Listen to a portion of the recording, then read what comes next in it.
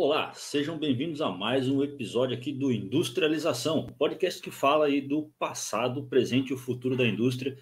E nesse episódio eu vou falar um pouco do presente, um episódio que envolve indústria, análise de negócio, tecnologia, que é a jornada à indústria 4.0. Se você está perdido, já tentou várias vezes, não consegue, né, essa jornada parece muito distante da sua empresa, saiba que existe um passo a passo que você pode trilhar. Não são passos simples, mas eu vou falar de 8 passos que você deve seguir nessa jornada da indústria 4.0 para aumentar a sua chance de sucesso. Depois da vinheta, eu venho com esses 8 passos.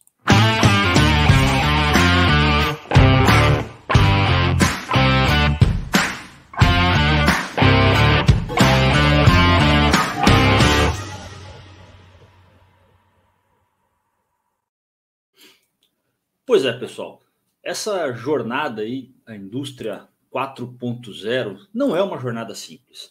E por que a indústria 4.0 é o presente da indústria e não o futuro? Porque o futuro é a indústria 5.0. A gente já falou de indústria 5.0 aqui lá no começo do canal, há mais de 2 anos. A gente já falou um pouquinho sobre indústria 5.0. Esse foi um tema que nos chamou a atenção lá atrás, quando a gente estava começando o canal e ainda era só lá no Spotify. E aí a gente olhou, mas a indústria 5.0 ela não mata essa jornada da indústria 4.0, ela é um passo seguinte, talvez até consertando, corrigindo algumas coisas que a indústria 4.0 deixou para trás, né? E a gente volta então a falar um pouquinho mais de indústria 4.0, falamos aqui de indústria 4.0 ERP, né?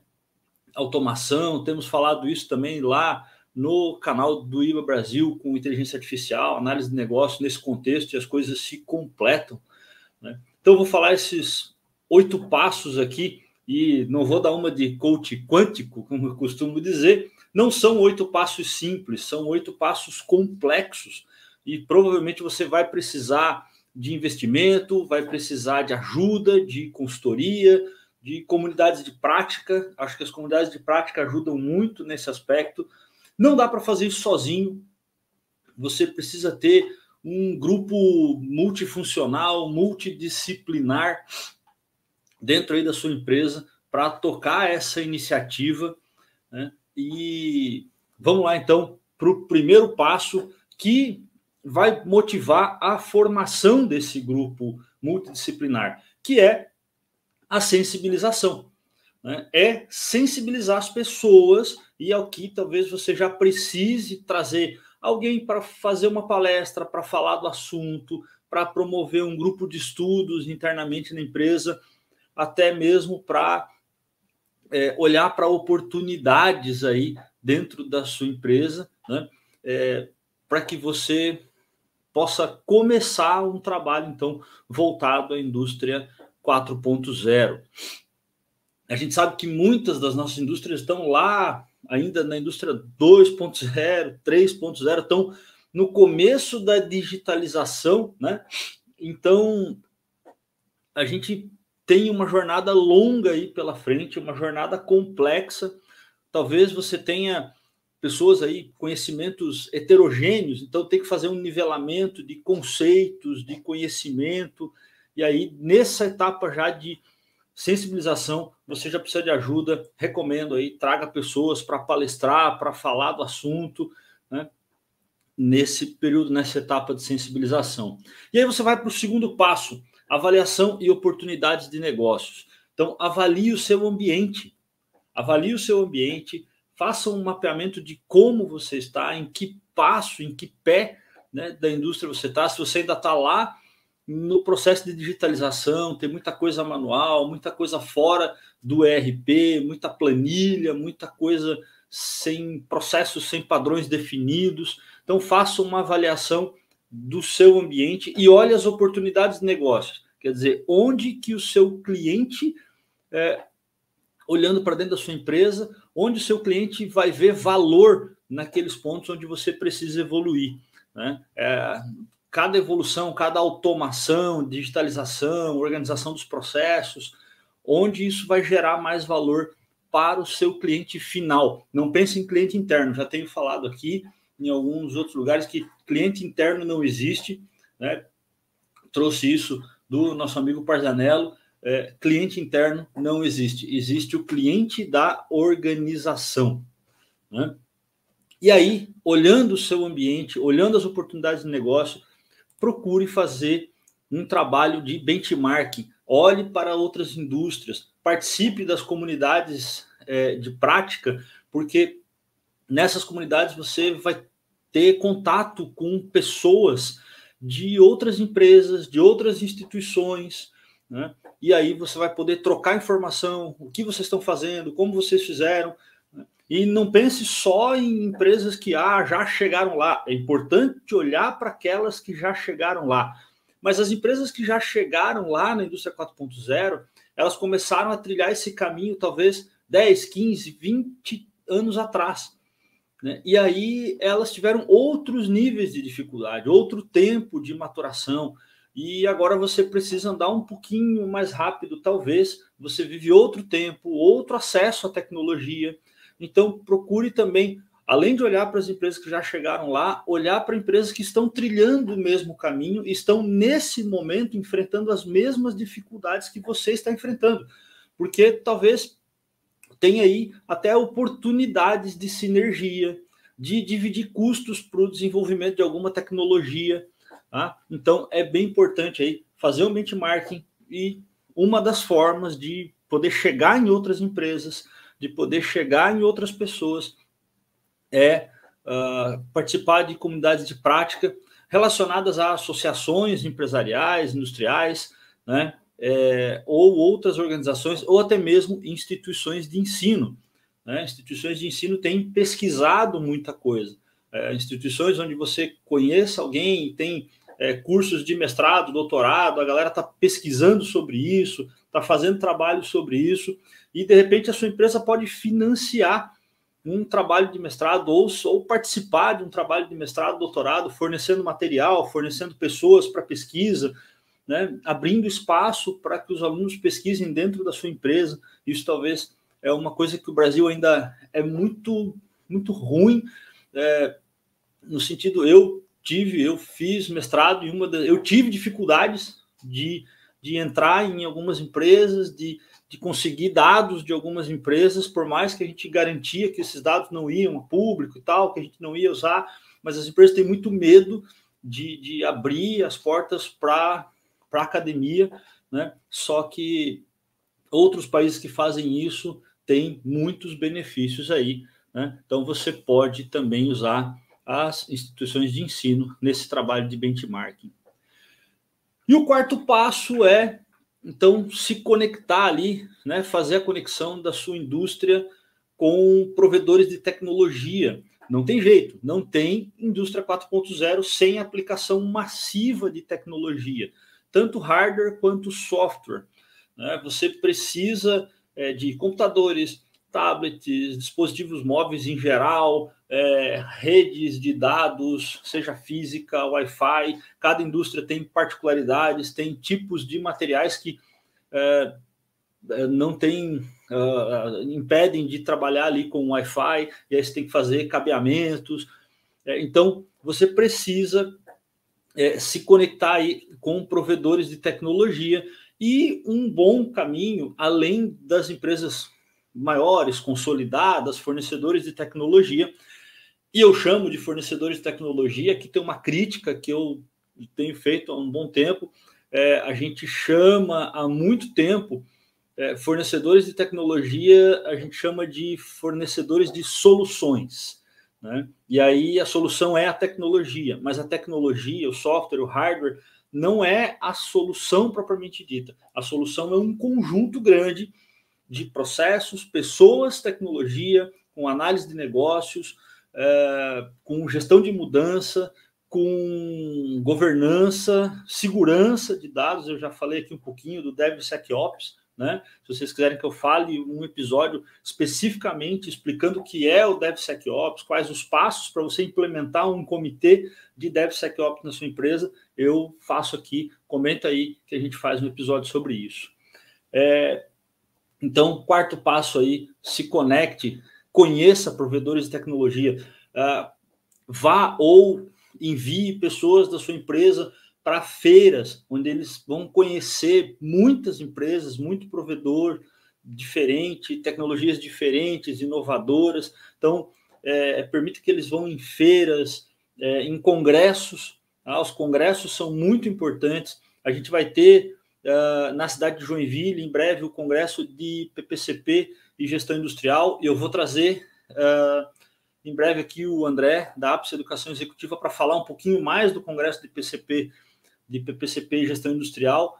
É um congresso interessante e esse tipo de evento é muito importante para você se conectar aí a provedores de tecnologias, consultores, professores e pessoas de outras indústrias para fazer também o passo 3, o benchmarking.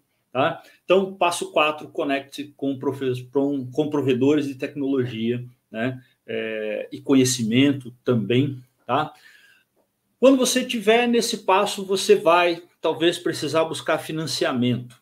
Tá? E não, mas a minha empresa tem um caixa aqui, eu não preciso de financiamento. Quando a gente pensa em financiamento, a gente já pensa em financiamento bancário, em empréstimos. Né? Não, todo projeto ele deve ser financiado e talvez ele seja financiado pelo capital próprio. O capital próprio também tem que ser cuidado com um grau de importância tão grande quanto o capital terceiro, porque o capital próprio vai ter que ser reposto, é caixa da empresa, ele tem que ser devolvido de alguma forma.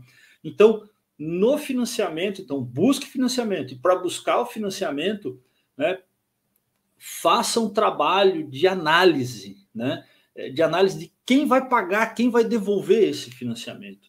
E o quanto você está disposto a correr de risco. Então, assim, capital próprio é um pouquinho mais tranquilo, entre aspas, porque você está buscando esse dinheiro do caixa. Esse dinheiro pode ser importante em algum momento, né? Então tem que ver o quão saudável está o caixa.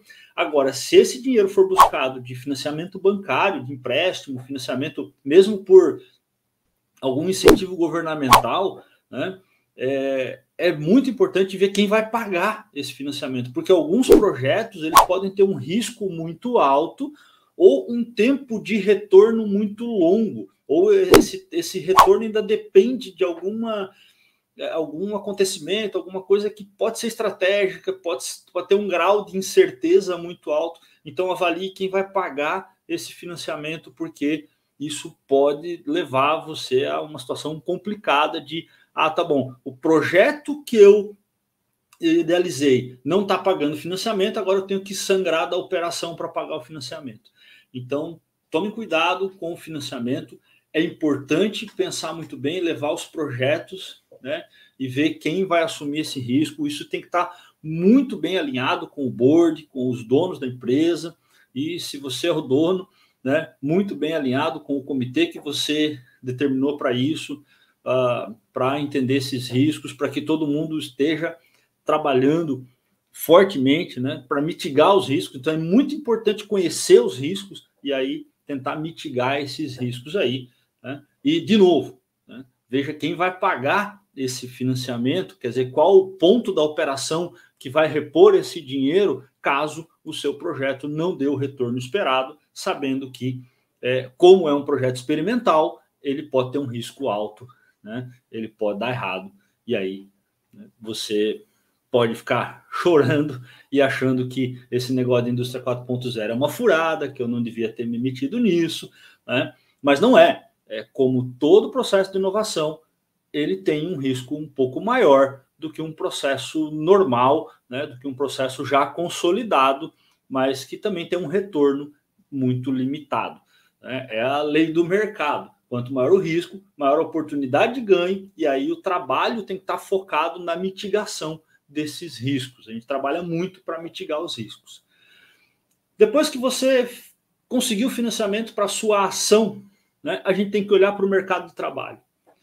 As pessoas que você tem dentro da empresa estão capacitadas, elas precisam se adaptar algum tipo de trabalho, e aqui entra treinamento, trabalho de gestão de mudança, motivação, tá? E a gestão de mudança, gente, eu já ouvi em alguns lugares o pessoal falar assim: a gestão de mudança é só fazer banner, é só fazer. Então a gente mesmo aqui faz, isso aí é o endomarketing, a gente faz. O endomarketing é só um pedacinho muito pequenininho da gestão de mudança.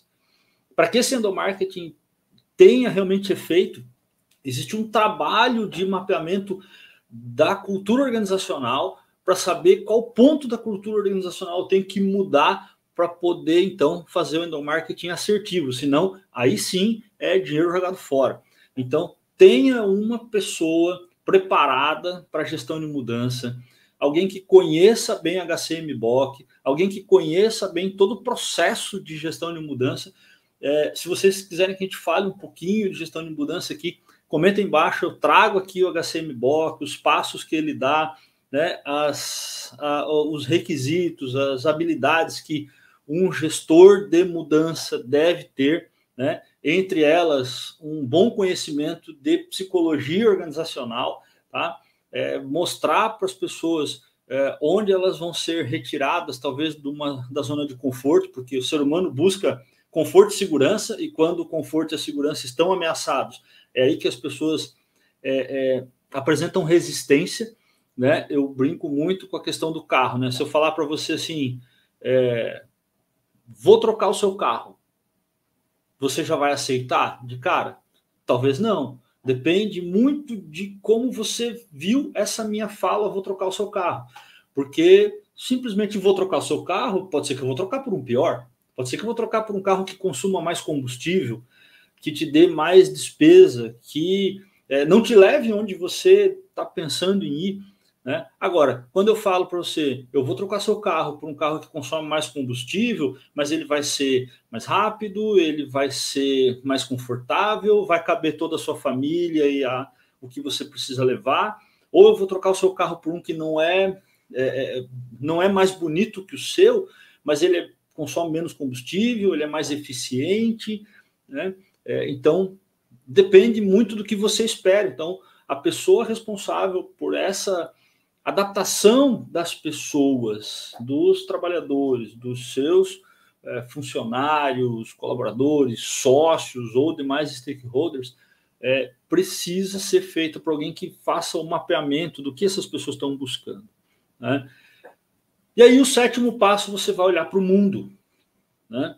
Olha para o mundo, olha onde você pode agora usar tudo isso que você está fazendo para expandir o seu mercado, principalmente o mercado internacional, né? O Brasil, em alguns segmentos, ele está muito legal, está bem alinhado com o que a gente está fazendo no mundo, com o WCM, né, o World Class Manufacturing, mas a gente tem muitos segmentos ainda que estão um pouco lá atrás, e isso nos impede, às vezes, de fazer negócios com outros países, principalmente com países mais avançados que o nosso, que pagam, né, em moeda forte e que podem nos dar um pouco mais de margem para poder investir mais e mais ainda na empresa e nas pessoas, tá? Então, olhe para o mundo e olhe onde aquilo que você está fazendo retroalimente os projetos de indústria 4.0 com as demandas aí de fora, né? Então, primeiro é aquele olhar para dentro, o que eu preciso melhorar, mas